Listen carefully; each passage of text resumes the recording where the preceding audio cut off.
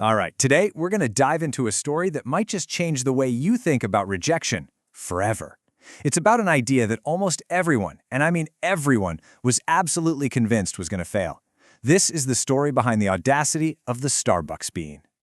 Take a look at this number, 200. Just let that sink in for a minute. That's not some random number. That is the number of investors who listened to Howard Schultz's pitch for a new kind of coffee company, and every single one of them said no. 200 rejections. And look, this wasn't just a handful of skeptical investors. We're talking about a near unanimous consensus. The experts, the insiders, the whole business community. They all thought the idea was a total non-starter, a guaranteed flop. So that brings us to our first section, and the big question. Why? Right? Why did this vision run into such an incredible wall of doubt? What was it about the idea of a premium coffee experience that was just so impossible for people to get their heads around back then? So where did all that doubt come from? Well, it really came down to three things. First, the whole concept was just alien. Coffee was cheap fuel you grabbed in the morning, not a place you'd go to hang out. Second, the so-called experts looked at the business model and they just couldn't make the numbers work on paper. And finally, the biggest question of all, the one nobody could answer. Why on earth would anyone pay a premium price for a simple cup of coffee? It just made zero sense to them.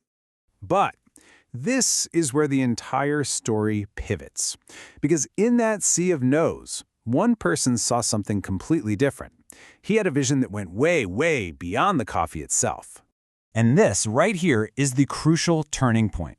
Despite 200 rejections, despite all the experts telling him he was crazy, Schultz was holding on to an insight that no one else could see.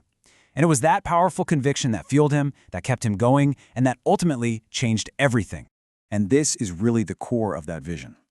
On the one hand, you had the old way. Coffee was just a drink, a simple commodity, a quick functional thing you did.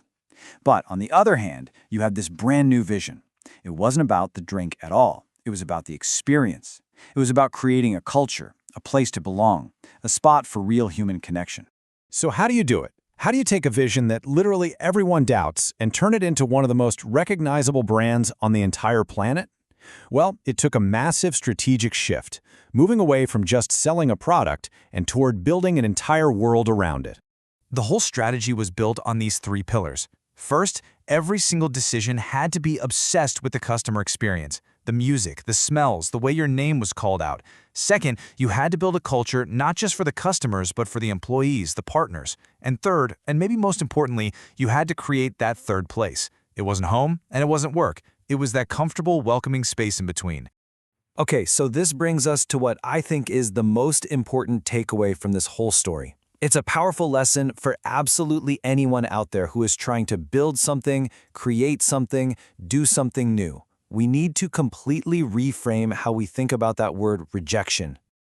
And yeah, this part is really for you. If you're an entrepreneur, an artist, a creator, anyone who has poured their heart and soul into an idea only to hear that it's never going to work, this is the lesson. That huge chorus of no might actually mean something completely different than what you think it means. So here's the big reframe. What if rejection isn't a stop sign? What if it's a filter? Just think about it for a second. Ordinary, safe, familiar ideas, they often get a pretty easy yes. But the truly innovative ideas, the ones that challenge the way we think, they're almost always met with a huge wall of no, for the simple reason that they're so different.